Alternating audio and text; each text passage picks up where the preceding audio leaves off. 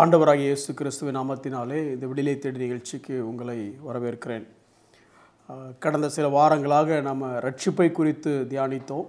அந்த ரட்சிப்பிலையும் குறிப்பாக தேவன் நம்மை எப்படி தெரிந்து கொண்டார், அதனுடைய அடிப்படை என்ன, ஏன் தேவன் நம்மை தெரிந்து கொண்டார், இல்லை தேவன் நம்மை தெரிந்து கொண்டார் என்பதை நாம் அறிந்து வைத்திருப்பதற்கான நோக்கம், அதாவது என் மீது எவ்வளவு அன்பாக இருந்தார் தேவன் அப்படிங்கிற நோக்கத்தை குறித்து நாம் பார்த்தோம். கடந்த நாளில் நாம் ப்ரீடெஸ்டினேஷன், அதாவது தேவன் நம்மை முன் குறித்தது எதற்காக, என்னை தெரிந்து கொண்டது நான் நீதிமானாக மாறி அவருடைய பிள்ளையாக வாழணுங்கிறதுக்காக, அதே நேரம் என்னை முன் குறித்தது அவருடைய பிள்ளை போல என்னை மாற்றணும், அதாவது கிறிஸ்துவனுடைய சாயலாக என்னை மாற்றணும் என்பதற்காக என்பதை குறித்து நாம் கற்றுக்கொண்டோம். இப்படி இதை குறித்து இப்படி முழுசாக பார்க்கும் பொழுது தேவன் என்னை நீதிமானாக்கும்படி தெரிந்து கொண்டார், தேவன் என்னை அவருடைய பிள்ளைக்கு ஒப்பாய் மாற்ற என்னை முன்குறித்தார். அப்படி பார்க்கும்போது அப்போ நான் என்ன தான் பண்ணேன், இல்லை நான் என்ன தான் பண்ணணும் அப்படின்னு ஒரு சில காரியம் நமக்கு தோணும். இந்த ரட்சிப்பை குறித்து தியானிக்கும் பொழுது மிக ஆழமான ஒரு காரியத்தை நம்ம புரிந்து கொள்ள வேண்டும். அதை இன்னையிலிருந்து நம்ம தியானிக்க போகிறோம். குறிப்பாக சொல்ல போனோம் அப்படின்னா, தேவனுடைய இறையாண்மை அல்லது ஏக சக்கராதிபதியாக இருக்கிற தேவன், அது ஆங்கிலத்தில் சொல்லணும் அப்படின்னா த சாவரினிட்டி ஆஃப் காட், சர்வ வல்லவராகிய தேவன்.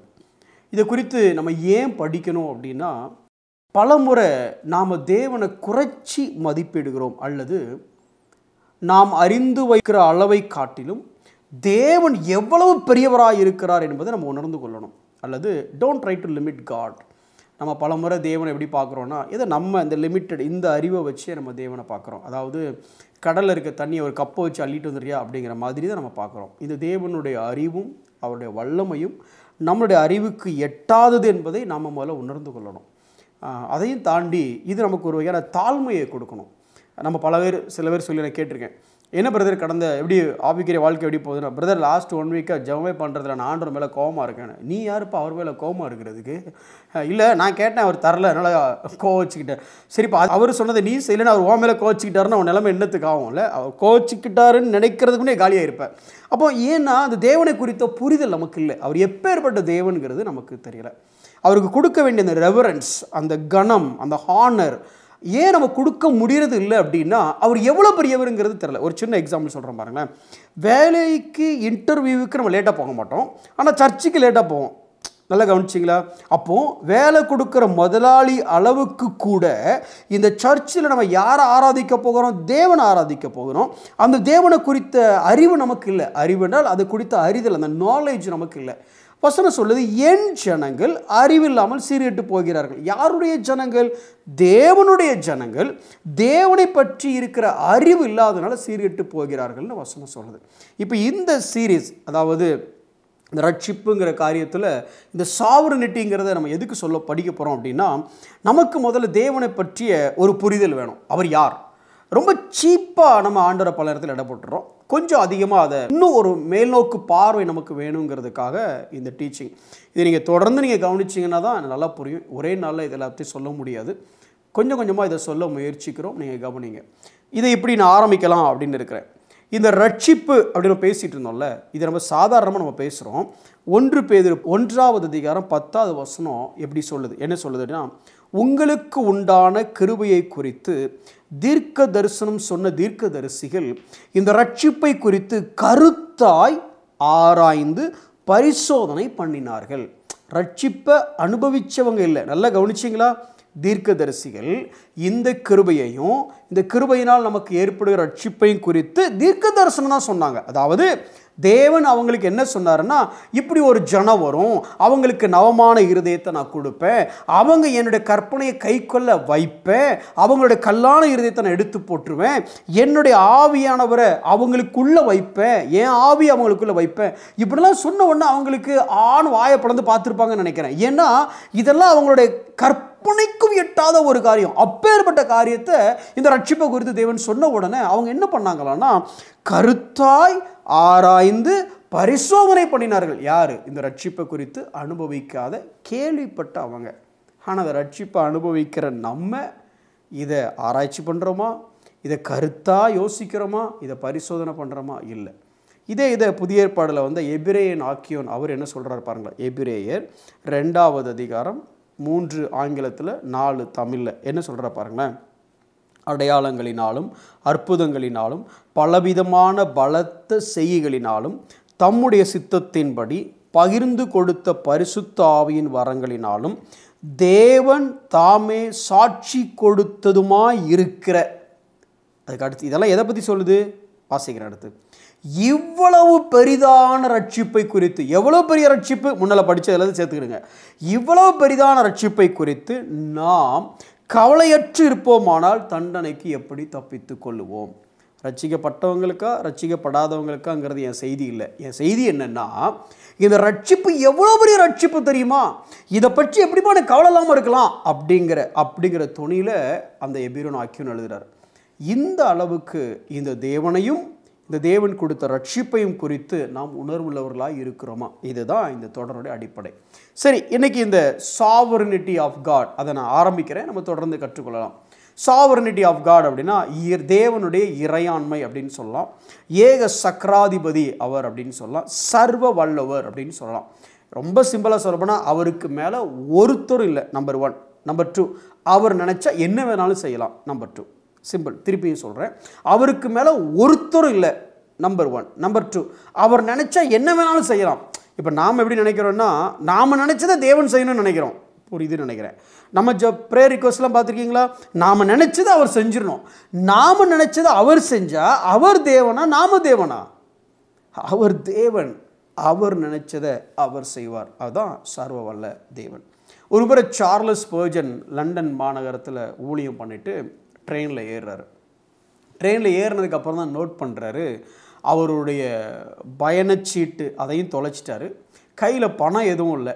இப்போ ட்ரெயினில் ஏறியாச்சு, ட்ரெயின் கிளம்பிடுச்சு. அந்த கம்பார்ட்மெண்ட்டில் 2 நபர் தான் இருக்கிறாங்க. ஒன்று சார்லஸ் ஸ்பர்ஜன், இன்னொருத்தர் ஒரு ஆள் அங்கே உட்காந்துருக்கிறாரு. அப்போது இந்த சார்லஸ் ஸ்பர்ஜனுடைய முகத்தில் இருக்க பதட்டம், இவர் தேடுகிற எல்லா காரியத்தையும் பார்த்துட்டு அந்த எதுக்கு இருக்கிறவர் கேட்குறாரு, வாட் ஹேப்பன், என்ன ஆச்சு அப்படின்னு கேட்குறாரு. அப்போ இவர் சொல்கிறாரு, இதை மாதிரி என்னோடய பயணச்சீட்டையும் தொலைச்சிட்டேன், பயண செலவிற்கான பணமும் என்கிட்ட இல்லை அப்படின்னு சொன்ன உடனே அவர் don't you worry about it, உங்களுக்கு அது கவலை இல்லையா அப்படின்ன உடனே அடுத்து சொல்கிறாரு, நான் போனது என் தேவனுடைய வேலைக்காக தான் போனேன், என் தேவனுடைய வேலைக்காக போனது என் தேவனுக்கு தெரியும், இப்போ என் தேவனுடைய வேலைக்காக தான் ட்ரெயினில் இருக்கேன், கிளம்பி போகிறேங்கிறது அவருக்கு தெரியும், அதனால் அவர் எல்லாத்தையும் பார்த்துப்பாருன்னு அமைதியாக உட்காந்துட்டார். இப்போது டிக்கெட் செக் பண்ணுறவங்க வந்தவங்க சார்லஸ் ஸ்பர்ஜன்ட்ட எதுவுமே கேட்காம அந்த எதுக்கு இவங்கன்ற பேசிகிட்டு இருக்கும்போதே டிக்கெட் செக் பண்ணுறவர் வந்தார். எதுக்கு இருக்கிறவரை பார்த்துட்டு எல்லா டீட்டெயில்ஸை கேட்டுட்டு அப்படியே போயிட்டார். சார்லஸ் ஸ்பர்ஜனுக்கு ஒரே ஆச்சரியம், என்னடா நம்மகிட்ட எதுவும் கேட்கவே இல்லை, டிக்கெட்டை செக் பண்ணுறாரு கேட்பாருன்னு பார்த்தா கேட்கவே இல்லை அப்படின்னு அமைதியாக இருந்துட்டு அவர்கிட்ட சொன்னாராமா, எனக்கே ஆச்சரியமாக இருக்குது, அந்த நபர் என்கிட்ட டிக்கெட்டையும் செக் பண்ணவே இல்லை, என்கிட்ட எதுவும் கேட்கவே இல்லை அப்படின்னு சொன்ன உடனே அந்த நபர் என்ன சொன்னார் அப்படின்னா, இந்த மொத்த கம்பார்ட்மெண்ட்டுக்கும் நான் தான் ஹெட்டு, நீங்கள் இந்த கம்பார்ட்மெண்ட்டில் ஏறுவீங்கன்னு தெரிஞ்சு உங்கள்கிட்ட டிக்கெட்டு இல்லை, டிக்கெட்டுக்கான பணமும் இல்லைங்கிறத தெரிந்து உங்கள் தேவன் உங்களை இந்த கம்பார்ட்மெண்ட்டில் ஏன் பக்கத்தில் உட்கார வச்சதுனால இந்த டிக்கெட் செக் பண்ணுறவர் என்ன பண்ணிட்டாருன்னா, நீங்கள் என்னுடைய நண்பரோ உறவினரோ நினச்சிட்டு உங்கள்கிட்ட டிக்கெட் எதுவுமே கேட்காம அப்படியே போயிட்டாரு. ஏன்னா உங்கள் தேவன் சர்வ வல்ல தேவன். எக்ஸாக்ட்லி. இந்த தேவனுடைய கட்டுப்பாட்டுக்கு கீழே தான் இந்த உலகத்தில் எல்லாமே நடக்குது. மிகப்பெரிய விஷயம் என்ன அப்படின்னா, ரட்சிப்பை கூட வச்சுக்கணுங்களேன். இந்த ரட்சிப்புக்காக நீங்கள் என்ன பண்ணீங்க, நான் என்ன பண்ணேன்? சரி, ஒரு வசனத்தை வாசிக்கலாமா? எபேசியர் 1ஆவது அதிகாரம் 4ஆவது வசனத்தை பாருங்கள். என்ன சொல்லுது? அவர் உலக தோற்றத்துக்கு முன்னே கிறிஸ்துவுக்குள் நம்மை தெரிந்து கொண்டபடியே. அப்படின்னா யார் ரட்சிக்கப்படணுங்கிறத எப்போ தெரிந்து கொண்டாருன்னா, உலக தோற்றத்துக்கு முன்னே தெரிந்து கொண்டார். சரி, எப்படி ரட்சிக்கப்படணும்? அதாவது நபரும் ரெடி, பர்சனும் ரெடி, ரான்சம், இவர்களை ரட்சிப்பதற்காக யார் ரத்தம் சிந்த வேண்டும், அதை எப்போ தெரிந்து கொண்டார்? 1 பேதுரு 1ஆவது அதிகாரம் 20ஆவது வசனத்தை பாருங்கள். அவர் உலக தோற்றத்திற்கு முன்னே குறிக்கப்பட்டவராக இருந்து, இயேசு கிறிஸ்துவை பற்றி சொல்லுது. அப்போது யார் ரட்சிக்கப்படணுங்கிறதே முன்னே தெரிந்தெடுத்தார். அவர்கள் எப்படி ரட்சிக்கப்படணும், யாருடைய ரத்தத்தின் மூலமாக ரட்சிக்கப்படணும், அந்த தேவ ஆட்டுக்குட்டியையும் தெரிந்தெடுத்தார். அப்போ இந்த உலகத்திலேயே மிகப்பெரிய காரியம் ரட்சிப்பு. அந்த ரட்சிப்புங்கிற காரியத்தில் கூட யார் ரட்சிக்கப்படணும் என்பதையும், எப்படி ரட்சிக்கப்படணும் என்பதையும், எந்த ஆட்டுக்குட்டியின் ரத்தத்தினால் ரட்சிக்கப்படணும் என்பதையும் எல்லாவற்றையும் தீர்மானித்திருந்தது தேவன். அதுதான் அவர் ஏக சக்கராதிபதி. சரி, நீங்கள் ஒன்று டக்குன்னு கேட்பீங்க, அப்போது ரட்சிக்கப்பட்டதுக்கு நான் என்ன ஒன்றுமே பண்ணலையா? ஒரு சில வசனத்தை மட்டும் வேகமாக ராப்பிட் ஃபயர் மாதிரி சொல்லிட்டு போகிறேன், நீங்கள் கேட்டுடுங்க. எபேசியர் 2வது அதிகாரம் 1வது வசனம் சொல்லுது, நீங்கள் பாவத்தினால செத்து போயிருந்தீங்களாம். செத்துப்போன ஒருத்தன் உயிரோடு இருக்கிறதுக்கு என்ன சார் பண்ண முடியும்? ஒன்றும் பண்ண முடியாது. 2 கொரிந்தியர் 4வது அதிகாரம் 4வது வசனம் சொல்லுது, நீங்களாம் குருடர்கள்னு சொல்லுது. குருடாக இருக்கிறவன் ஒளி அவன் முன்னே இருந்தா என்ன, இல்லைனா என்ன? அவன் தான் குருட்டு பயலாச்சு, அவனுக்கு என்ன செய்ய முடியும்? அவனால் ஒன்றும் செய்ய முடியாது. குருடனாக இருக்கிறவன் ஒளி இடத்துல வர முடியாது. மத்தேயு 13வது அதிகாரம் 13வது வசனம் சொல்லுது, அவன் கண்டாலும் அவனுக்கு காண முடியாது, அவன் கேட்டாலும் அவனுக்கு அது விளங்காது அப்படிங்க.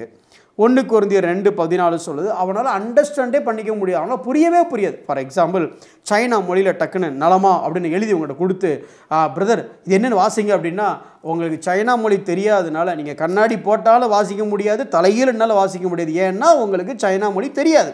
அதே மாதிரி தான் உங்களால் இதை புரிந்து கொள்ளவே முடியாது அப்படின்னு சொல்லுது. எபேசியர் 4வது அதிகாரம் 18வது வசனம் சொல்லுது, உங்களுடைய இருதயம் கடினமான இருதயம், குருட்டான இருதயம். குருட்டான இருதயம் தேவனை தேட முடியாது, கடினமான இருதயத்தினால தேவனை தேடவே முடியாது.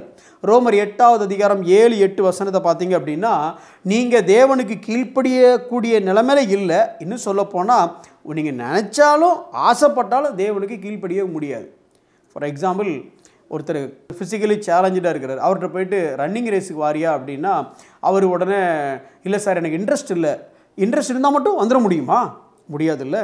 அதே மாதிரி தான் நீங்களும் நானும் குருடராக இருந்தோம், நீங்களும் நானும் மரித்தவர்களாக இருந்தோம், நீங்களும் நானும் இருதயம் கடினமானவர்களாக இருந்தோம், நீங்களும் நானும் அவரை அறிந்து கொள்ள முடியாத இருளில் இருந்தோம், நீங்களும் நானும் அவருக்கு கீழ்ப்படிய முடியாதுங்கிற நிலைமையில் இருந்தோம்.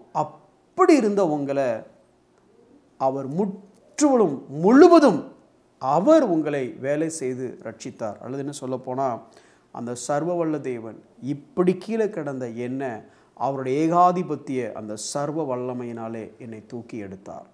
ரட்சிப்பும் அவருடைய ஏகாதிபத்தியத்தின் கீழே தான் இருக்கிறதுங்கிறத நம்ம புரிஞ்சுக்கொள்ளணும். ரொம்ப சிம்பிளாக சொல்லணும்னா ஒரே வரியில் சொல்கிறேன், நீங்களும் நானும் இன்றைக்கி இப்படி இந்த கர்த்தரை தெய்வமாக கொண்ட ஜனமாக வாழ்வதற்கு ஒன்றுமே நீங்களும் நானும் செய்யலை. செய்யக்கூடிய நிலைமையில் நீங்களும் நானும் இல்லை. தேவன் ஏக சக்கராதிபதியாக சர்வ வல்லவராக தன்னுடைய இறையாண்மையினால் எல்லாவற்றையும் செய்து உங்களை என்னையும் தெரிந்தெடுத்தார். கண்களை மூடி நாம் ஜெபிப்போம். ஆண்டவரே, பாவத்தினால் மரித்து போயிருந்தோம், குருடர்களாயிருந்தோம், இருதய கடினமுள்ளவர்களாயிருந்தோம், புரியாதவர்களாயிருந்தோம், உம்மை தேடாதவர்களாக இருந்தோம். அப்படி இருந்த எங்களால் ஒன்றுமே செய்ய இயலாத மரித்து போயிருந்த எங்களை எல்லாவற்றையும் நீரே செய்து எங்களை தெரிந்தெடுத்ததும் நீர், எங்களை மீட்டுக்கொள்வதற்காக அந்த பலியை ஏற்படுத்தியதும் நீர். இந்த பலி ஆண்டவரே, இந்த சிலுவை காரியம் எல்லாவற்றையும் ஆர்கெஸ்ட்ரேட் பண்ணி செய்ததும் நீர். எல்லாவற்றையும் நீர் செய்து எங்களை மீட்டெடுத்தீரே, உமக்கு நன்றி. இவை எல்லாவற்றையும் செய்த நீர் எங்கள் வாழ்க்கையின் தேவைகள், எங்கள் வாழ்க்கையின் பாடுகள், எங்களுடைய தேடல்கள் எல்லாவற்றிலும் எங்களுக்கு நீர் போதுமானவராய் இருக்கிறீர் என்று நாங்கள் நம்பத்தக்க எங்களுக்கு கிருபை செய்யும். எல்லாவற்றிற்கும் நீரே போதுமானவரே. நீர் சர்வ வல்லவர். உம்மால் செய்யக்கூடாத காரியம் என்று ஒன்றுமே இல்லை. உணர்ந்தவர்களாக உம்மை கனப்படுத்த எங்களுக்கு உதவி செய்யும். இயேசுவின் நாமத்தில் பிதாவே, ஆமென்.